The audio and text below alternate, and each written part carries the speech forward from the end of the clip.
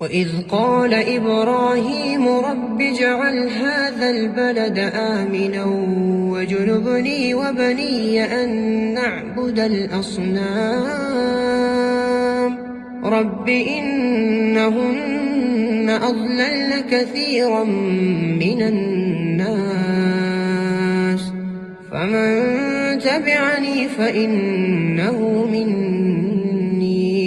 ومن عصاني فإنك غفور رحيم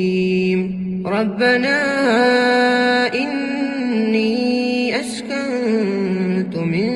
ذريتي بواد غير ذي زرع عند بيتك المحرم ربنا ليقيموا الصلاة فاجعل أفئدة من الناس تهوي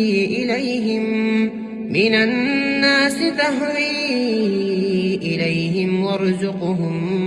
من الثمرات لعلهم يشكرون ربنا إنك تعلم ما نخفي وما نعلن وما يخفى على الله من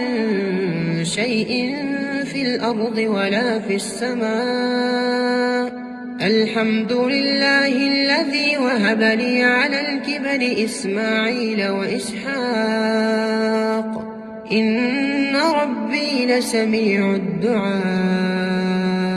رب اجعل لي مقيم الصلاة ومن ذريتي ربنا وتقبل دعاء